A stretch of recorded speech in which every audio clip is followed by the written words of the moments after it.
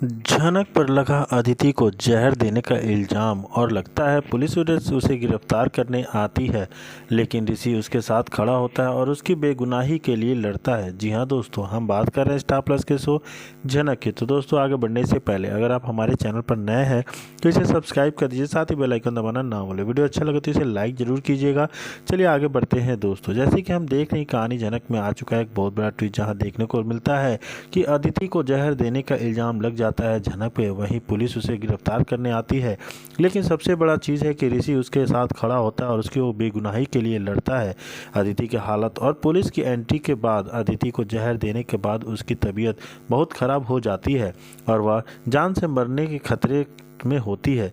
Chatterjee house में इस घटना के बाद पुलिस तुरंत एक्शन लेती है और जांच के लिए आती है।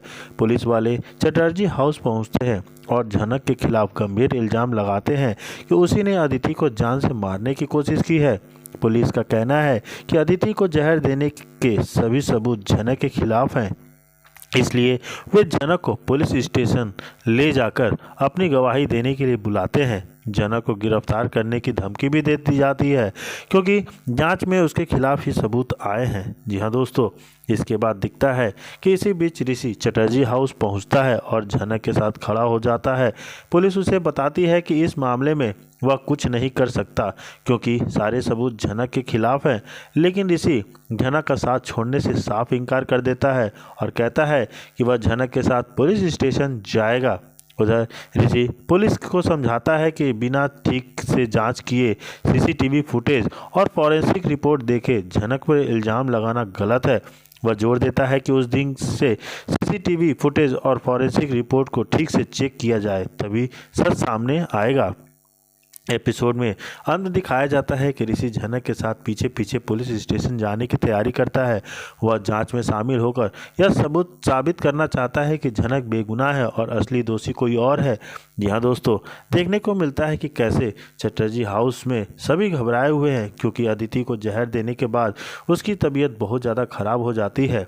माँ चटर्जी, अदिति को जहर कैसे मिला, किसने दिया ये जहर? ये तो जान से मारने की कोशिश की है। माँ, आप शांत हो जाइए, यहाँ अनिरुद्ध बोलता है। डॉक्टर ने कहा है कि अभी जांच चल रही है, लेकिन जो भी हुआ वह घर के अंदर ही हुआ है। उधर पुलिस वाले घर में आते हैं और पुलिस इंस्पेक्टर, मैडम, आपकी बेटी अदिति को जहर देने का मामला बहुत गंभीर है। हमें जांच के लिए आपके घर की सभी लोगों से बात करनी होगी। पुलिस अधिकारी झनक पर इल्ज़ाम लगाते हैं। जी हाँ दोस्तों, पुलिस झनक के पास आती है। पुलिस इंस्पेक्टर, झनक, आपके खिलाफ गंभीर इल्ज़ाम है। अदिति को जहर देने के सारे सबूत आपके खिलाफ हैं। आपको पुलिस स्टेशन आना होगा और अपनी गवाही देनी होगी। जनक, लेकिन सर, मैंने तो कुछ किया ही नहीं है। मैंने अदिति को जहर कैसे दे सकती हूँ? वो तो मेरी बड़ी बहन है। माँ चटर्जी कहती हैं, पुलिस साहब, ये लड़की तो बेगुनाह है, आप इसे गिरफ्तार ना करें। पुलिस इंस्पेक्टर, मैडम, हम बेगुनाह या दोषी नहीं तय कर सकते, हम सिर्फ जांच करते हैं, लेकिन सबूत बहुत साफ है।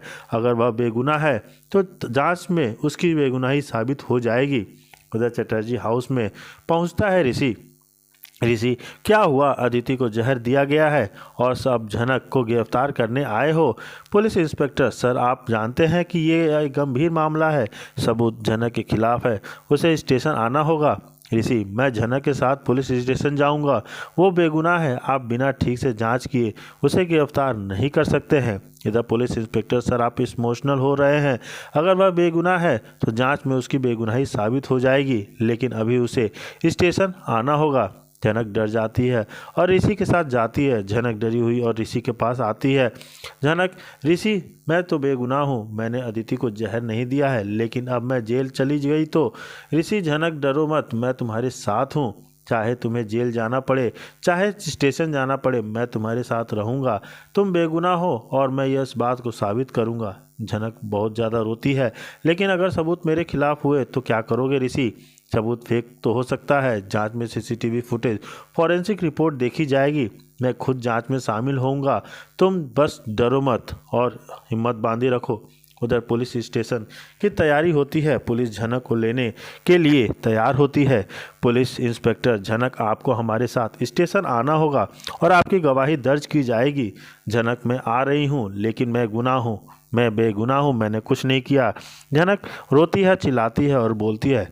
इंस्पेक्टर साहब बोलते हैं, ठीक है आप भी आ सकते हैं, लेकिन याद रखें ये एक गंभीर मामला है। ऋषि को पुलिस इंस्पेक्टर और पुलिस अधिकारी कहते हैं कि आप तो जानते हैं कि जनक ने अगर दर्ज नहीं दिया है तो उसको बेगुनाह साबित किया जा सकता है, लेकिन अगर उसने ऐसा कुछ किया होगा तो उसके खिलाफ सख्त कार्रवाई की जाएगी। इधर एपिसोड में जनक जेल की ओर जाती हुई दिखती है। जनक और ऋषि पुलिस के साथ बाहर निकलते हैं। जनक, ऋषि, अगर मैं जेल चली गई तो तुम मेरे लिए लड़ना, मैं बेगुनाह हूँ।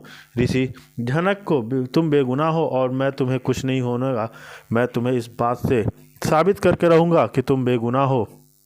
इधर ऋषि, जनक तुम बेगुनाह हो और मैं तुम्हें कुछ नहीं होने दूंगा।